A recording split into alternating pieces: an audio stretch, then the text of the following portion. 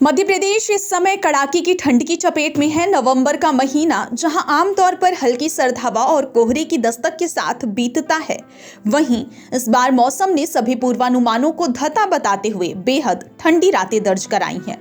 रविवार रात भोपाल में तापमान अचानक गिरकर 5.2 डिग्री सेल्सियस पर पहुंच गया, जो न सिर्फ इस सीजन का सबसे ठंडा पड़ाव था, बल्कि पिछले 84 साल का नवंबर रिकॉर्ड भी तोड़ गया।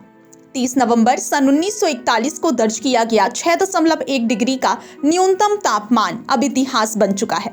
मात्र एक रात में 1.2 डिग्री की गिरावट ने शहरवासियों को कपा दिया। इसी तरह इंदौर में तापमान 7.2 डिग्री दर्ज किया गया, जो बीते 25 सालों में नवंबर में पड़ी सबसे अधिक ठंड में से एक है।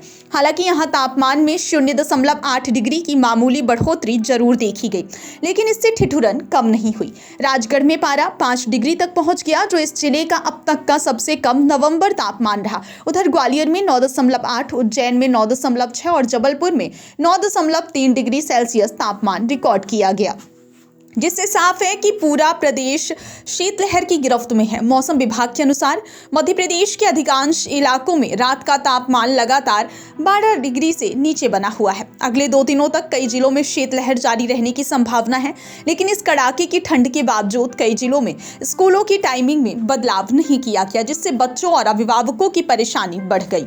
भोपाल में ज्यादातर स्कूल सुबह 7:30 बजे से ही लग रहे हैं। स्कूल दूरी होने के कारण वैन और बसें बच्चों को लेने सुबह 6:30 बजे तक पहुंच जाती हैं। इस समय बाहर इतनी ठंड हवा होती है कि बच्चे पूरे ऊनी कपड़ों से ढके होने के बाद भी कांपते हुए वाहनों में बैठते दिखाई दे रहे हैं। अभिभावकों का कहना है कि यह ठंड बच्चों की सेहत पर सीधा असर डाल रही है। कई बच्चे सर्दी, खांसी और बुखार की चपेट में आ रहे हैं, जबकि प्रशासन की ओर से बंद या समय परिवर्तन जैसी कोई स्पष्ट व्यवस्था तुरंत लागू नहीं की गई थी। हालांकि भोपाल कलेक्टर कौशलेंद्र विक्रम सिंह ने आश्वासन दिया है कि वे जिला शिक्षा अधिकारी से बात कर जल्द ही स्कूल टाइमिंग बढ़ाने का आदेश जारी करेंगे। इंदौर में स्थिति थोड़ी अलग है। यहाँ के कलेक्टर शिवम वर्मा का कहना है कि वर्तमान में कोल्ड डे जैसी स्थिति नहीं है, लेकिन सोमवार की सुबह यदि तापमान में भारी कमी दर्ज होती है या कोल्ड डे जैसी परिस्थिति बनती है, तब शिक्षा विभाग से समन्वय करके स्कूलों की टाइमिंग बदली जाएगी। वहीं उज्जैन में शिक्षा विभाग के एडीपीसी गिरीश तिवारी ने बताया कि अभी तक समय परिवर्तन पर कोई आधिकारिक निर्णय नहीं हुआ है। इससे बच्चों और अभिभावकों में नाराजगी बढ़ती जा रही है, क्योंकि ठंड का असर सुबह के समय सबसे ज्यादा होता है और स्कूल जाने का समय भी लगभग इसी अवधि में आता है।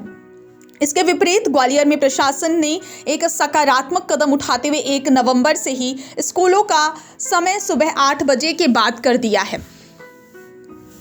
इस फैसले से बच्चों को राहत मिली है और अभिभावक भी इससे संतुष्ट हैं। देवास जिले में गिरते तापमान को देखते हुए कलेक्टर ऋतुराज सिंह ने सख्त निर्देश दिए हैं कि नर्सरी से लेकर 12वीं तक सभी स्कूल सुबह 10 बजे से पहले नहीं खुलेंगे। यह निर्णय प्रदेश भर में सबसे प्रभावी व्यवस्थाओं में से एक माना जा रहा है।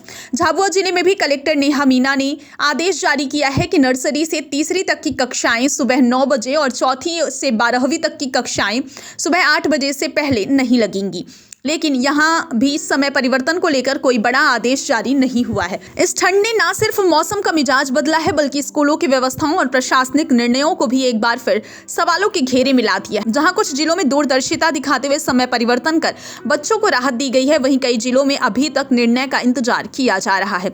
आने वाले दिनों में शीतलहर और बढ़ने की संभावना से यह मुद्दा और गंभीर हो सकता है। अभिभावकों की राय साफ है कि बच्चों का स्वास्थ्य और सुरक्षा किसी भी शैक्षणिक समय सारणी से अधिक महत्वपूर्ण है और ठंड के इस दौर में समय पर लिया गया प्रशासनिक निर्णय ही बच्चों की मुश्किलें कम कर सकता है।